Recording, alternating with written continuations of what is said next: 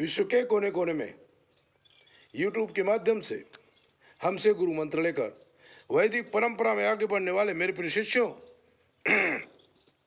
सज्जन और सन्नारियों, चलो सुनाएं पितर दोष की अद्भुत बात।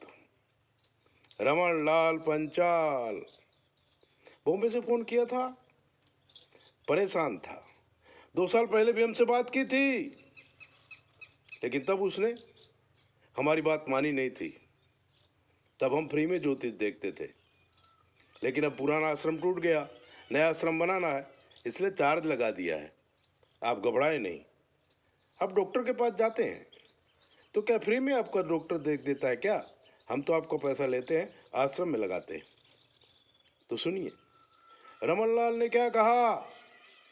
गुरुजी, 2 साल पहले मैं आपको मिला था, आपने जो कहा था मेरे साथ आज वैसा ही हो गया। मैंने कहा क्या हो गया? मैं तो भूल चुका था कि मैंने इसको क्या कहा है। उसने कहा, गुरुजी मैं पंचाल हूं, आप कहो वो मशीन बना दूं, खेत में अपने आप खेती हो जाए, अपने आप दवा छट जाए, सारे यंत्र का मैं निष्णात हूं। मैं 12वीं पास था, लेकिन मशीन बनाना मेरे डीएनए में है, क्योंकि मैं पंचाल हूं। तो बड़ी बड़ी कंपनियों का ऑर्डर लेकर के बड़ी बड़ी मशीनें बना के दिया, करोड़ों रुपये कमाया। तो अब क्या हुआ? लेकिन पंडित जी, आपने कहा था ना कि पैसा अपने पास में रखना, लेकिन मैं मूर्ख आपकी बात माना नहीं और सारा का सारा पैसा अपने बीबी के पास रखता गया। अगर मुझे 2-5 हजार रुपये चाहिए तो मैं बीबी से मांगता था, जब तक मेरी जवानी थी और मेरे शरीर में ताकत थी, तब तक तो मेरी बीबी मुझे पैसा दे देती थी। लेकिन बच्चे बड़े हो गए, बच्चों की चलने लगी, तो बच्चों ने कहा, मम्मी को कहा कि पापा बीमार रहने वाले हैं, थोड़े दिन में मर जाएंगे, इसलिए अपने लिए तुम इकट्ठा करो। तो उन्होंने रमनलाल का पैसा फिक्स में रखना शुरू किया। जितना भी पैसा आए, 1 लाख हुआ नहीं, फिक्स में गया नहीं। बच्चे भी मम्मी के साथ मिल गए थे। अगर रमनलाल कहीं 2-5 हजार रुपये मांगे तो बोलते थे, बहुत खर्चा मत करो, कमाई बंद हो गई है, आपकी दवा का खर्चा हो रहा है, आपके लिए नौकर रखे उसका खर्चा हो रहा है, फालतू खर्चा मत पालो, अब पैसा नहीं मिलेगा।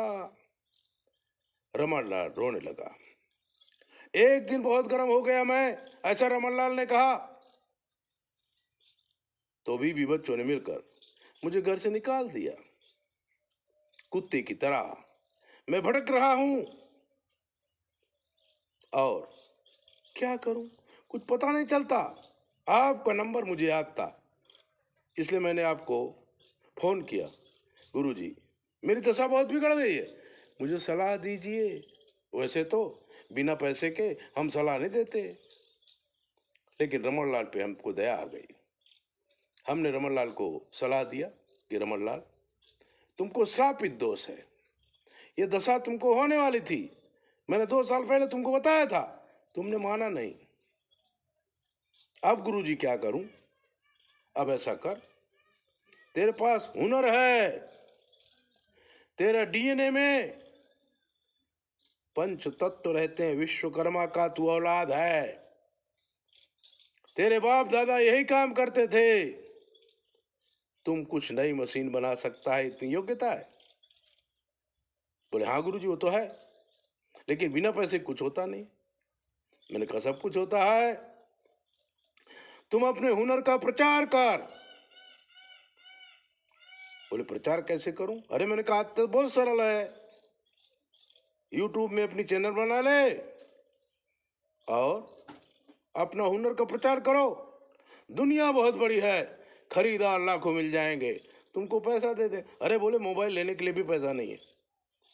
मैंने कहा किसी के मोबाइल से काम चला ले, फिर जब तुमको पहला ऑर्डर मिल जाए तो डबल करके दे देना, उससे शर्त कर ले, और फिर उसका मोबाइल भी ले लेना, उसकी चैनल भी ले लेना, नाम बदल देना, और तुम जो अपने हुनर है उसका उपयोग कर, वरना कुत्ते की मौत मरोगे रमनलाल।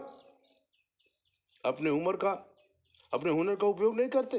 जो कर्मनिष्ठ हैं मरते दम तक अपने हुनर का उपयोग करते हैं और कभी किसी के आश्रित नहीं रहते। लेकिन हुनर होते हुए भी जो हुनर को आजमाते नहीं है वो कुत्ते की मौत मरते हैं। पितर दोष में ये होता है, श्रापित दोष में ये होता है, विष दोष में ये होता है। इसलिए मित्रों, पितर दोष बहुत ही खराब दोष है और इसको समझने के लिए बहुत सारा अध्ययन की जरूरत है। अगर आप इसे समझना चाहते हैं तो 9825200108 पर फोन करो और समझो कि आपको पितर दोष कैसा है, क्यों है और इसका निवारण क्या है। हर जगह, हर घर में पितर दोष की वजह से कोई न कोई प्रॉब्लम है। नवग्रह जो ग्रह हैं वो भी पितर दोष की वजह से गलत जगह पर बैठते हैं और आपको सुख और दुख देते हैं, क्योंकि मनुष्य तो अकेला है। अकेला आया था, अकेला जाएगा। वो गाना है ना कि दुनिया का मेला, मेले में लड़की अकेली सन्नो, नाम उसका। लड़की क्या है? आत्मा। दुनिया में अकेले आए हो, अकेले जाना है। बीच में जो भी मिले उनके तुम कर्जदार हो। इसलिए जो ले गए सो ले गए, नया कमाओ, नया खर्चा करो और ओम नमः शिवाय का जप करो। इससे आपका पितर दोष नष्ट हो जाएगा। हमसे सलाह लो और आगे बढ़ो। जय भोले, अपना ध्यान रखो।